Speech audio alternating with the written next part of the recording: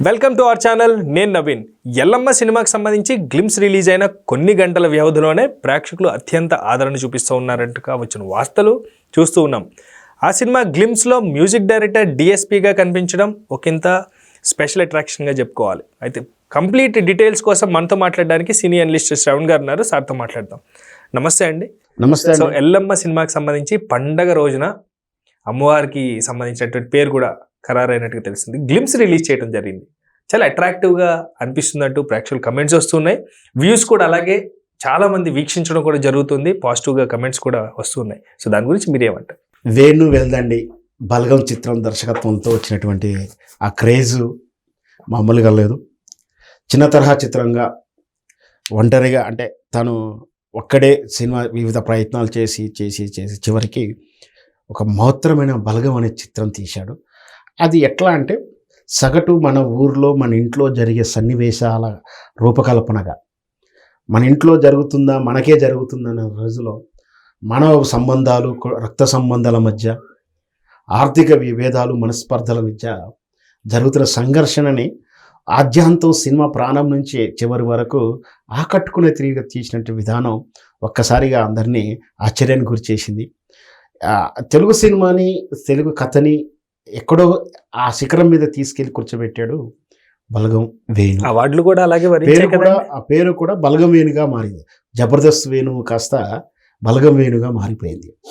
ఆ తర్వాత వెంటనే చిత్రం రావాలి. యాక్చువల్గా ఇంత గ్యాప్ కూడా తీసుకున్నాడు. సో బట్ ఇవాళ టెక్నికల్ ప్రాబ్లమ్స్, ఆల్రెడీ ఎల్లమ్మ చిత్రం అనౌన్స్ అవ్వడం, రకరకాల హీరోలు మారుతున్నారు, ఆగిపోయింది, ఈయన వద్దన్నాడు, ఆయన వద్దన్నాడు, ఈయన కాదు వాళ్ళని రకరకాల పేర్లు అయితే మనం ప్రస్తావించక్కర్లేదు. రకరకాల చర్చలు, గ్యాసిప్స్ మడవ సినిమా కాస్త ఆలస్యం అవుతూనే వస్తూ ఉంది. ఒక్కొక్కసారి ప్రొడ్యూసర్ దిల్ రాజు కూడా ఆ సినిమాను వదిలేశాడు అన్న వార్తలు కూడా చదివాం మనం. ఒక మంచి చిత్రానికి సంకల్పం బలంగా ఉంటే ఏమవుతుందంటే ఇప్పుడు ఎల్లమ్మ గ్లిమ్స్ చూసినాగా అర్థమవుతూ ఉంది.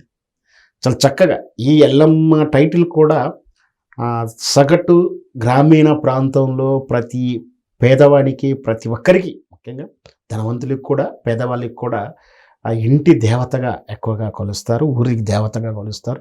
ముఖ్యంగా బడుగు బలహీన వర్గాలలో ఎల్లమ్మ దేవత, రేణుక ఎల్లమ్మ అని అంటారు, లేదా ఎల్లమ్మ అంటారు. ఇక రకరకాల పేరుతో పిలిచిన మైసమ్మ అని, ఇంకా బంగారు మైసమ్మ, ఇవన్నీ కూడా అందరు అక్క చెల్లెలు కానీ అవి ఒకే రూపం అని కూడా కొలుస్తూ ఉంటారు. ఎల్లమ్మ పండుగ అనేది చాలా ప్రతిష్టాత్మకంగా చేసుకుంటారు కూడా ఇళ్లలో, గ్రామీణ స్థాయిలో. కుటుంబానికి ఎల్లమ్మ పండుగ అనేది ఒక ప్రతిష్టాత్మకమైనటువంటి సాంప్రదాయం కూడా ఉంటుంది. ఆమె శక్తివంతమైంది అనేది వీళ్ళకు నమ్మకం గ్రామీణ స్థాయిలో. అట్లాంటి శక్తివంతమైనటువంటి దేవత యొక్క కథాంశాన్నిగా తీసుకొని మళ్ళీ ఒక ప్రపంచం సృష్టించబోతున్నాడు అని వేణు చెప్పొచ్చు. ఎందుకంటే ఆ థీమ్స్ చూస్తున్నాం. ఇక్కడ మన గ్రామీణంలో ఎలాంటిదంటే మనం వీళ్ళు మూఢనమ్మకం అంటారే కానీ అది విశ్వాసం అని చెప్తాను. నమ్మకం, ఒక పాజిటివ్ సంకల్పం ఉన్నప్పుడే పాజిటివ్ రిజల్ట్స్ వస్తాయి. జరుగుతుంది అనుకున్నప్పుడు జరిగేటువంటి పాజిటివ్ రిజల్ట్స్ వస్తాయి.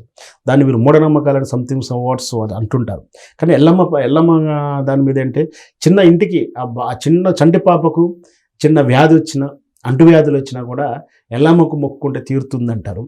ఆ ఎల్లమ్మ అంటే దీంట్లో సైంటిఫిక్ కూడా, ఆ నమ్మకాలలో సైన్స్ కూడా కలిసి ఉంటుంది. ఆ పసుపు వాడడం కానీ, ఆ వేపాకులు వాడడం కానీ, అవన్నీ కూడా సైన్స్ మిక్స్ ఉంటుంది. లేదు విశ్వాసం ఉంటుంది, మత విశ్వాసం ఏం జరిగినా కూడా దాన్ని ఏ విధంగా ఈ గ్లిమ్స్లో కూడా అదే వేపాకలా తిరుగుతూ వెళ్తూ ఉంటే ఆ టీజర్ ప్లే అవ్వడం మనం చూసాం.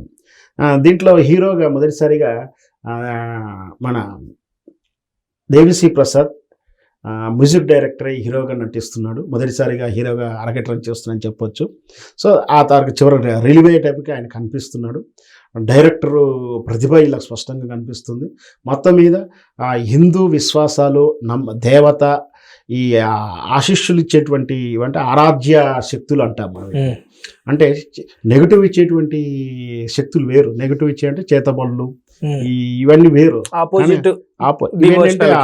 ఆరాధన మంత్రాలు ఇవన్నీ కూడా పాజిటివ్ ఇస్తుంటే ఒక కొలిచినప్పుడు చేసేటువంటి శక్తుల విషయంలో వీటి వల్ల చెడు మించి మంచి ఏ విధంగా విజయం సాధించింది ఆ ఊర్లో, లేదా అంటువ్యాధులు కానీ, చెడు శక్తి అంటే దయ్యాలు కానీ ఇట్లాంటి ప్రబలినప్పుడు పల్లెటూరులో ఇవే ఎక్కువ విశ్వాసంగా నమ్ముతుంటారు. మూఢనమ్మకాలు అదే అనొద్దు అంటున్నారు, విశ్వాసాన్ని నమ్ముకుంటారు. సో అట్లా ఎల్లమ్మ ఎల్లమ్మ కథాంశంగా తీసుకొని తీస్తున్నారు. బహుశా ఇది ఖచ్చితంగా ఆ గ్రామీణ వాతావరణాన్ని మళ్ళొకసారి మనం మన ఊరెళ్ళి మన ఇంటిక అంటే మన నగరాల్లో ఉన్నవాళ్ళు మళ్ళీ వాళ్ళ ఊరెళ్ళి ఎట్లా ఉంది ఆ ఊరే ఎట్లా ఉంది అంటే ఈ మళ్ళీ ఎల్లమ్మ చిత్రం చూస్తే అలా గుర్తించేలా చేస్తాడు. ఎందుకంటే బలగం చూసి మనం ఎలా ఉందో ప్రూవ్డ్.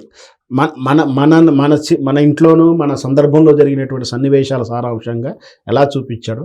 సో ఖచ్చితంగా గ్రామీణ జీవనాన్ని, దేవతా శక్తులను, వాళ్ళ యొక్క ప్రభావాలను వాళ్ళని నమ్ముకుంటే ఎంత గొప్పగా ఉంటుంది అనే అంశంతో వస్తుండొచ్చు. మొత్తం మీద అయితే మ్యూజిక్ చూసినా బాగుంది. అలా తీసుకెళ్ళినటువంటి ఇంట్రెస్టిటీ ఏదైతే ఉందో ఆ వేపాకు అలా తిరుగుతూ ఆకాశంలో అమ్మవారు. ఇక్కడ ఎల్లమ్మ గారు అసలు ముందు ఇక్కడ ఎల్లమ్మ అంటే ఏంటో కూడా చెప్పాలి. ఎల్లమ్మ అంటే రేణుక ఎల్లమ్మ అని పూర్తి పేరు అంటారు, రేణుక అని కూడా పిలుచుకుంటారు, ఎల్లమ్మ అంటారు. జమదగ్ని మహర్షి యొక్క భార్య, పరశురాముని యొక్క తల్లి.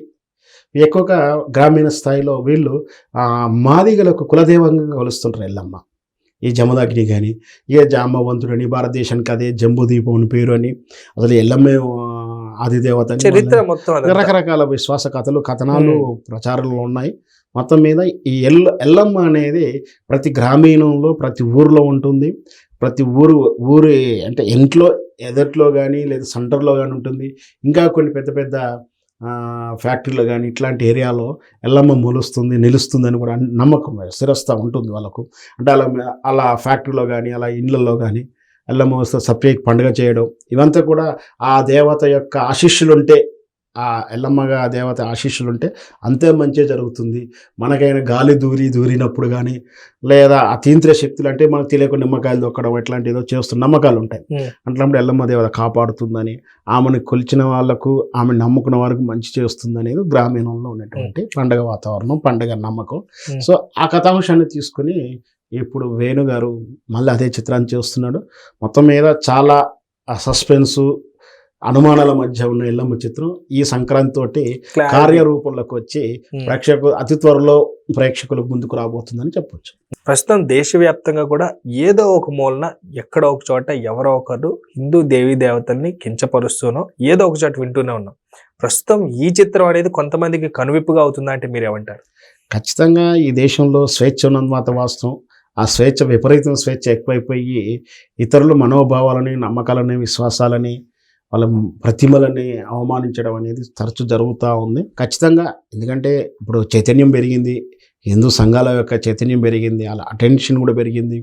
ఇదివరలా ఏది పడితే అది మాట్లాడటానికి కూడా లేదు, ఏది ప్రవర్తిస్తానికి లేదు, సీసీ కెమెరాల కవరేజ్లు ఉంటున్నాయి, చూస్తున్నాం కదా. సో అట్లాంటి వాళ్ళకు ఇది ఒక మంచి కనువిప్పుగానే ఉంటుందని చెప్పచ్చు. Thank you sir, thank you so much.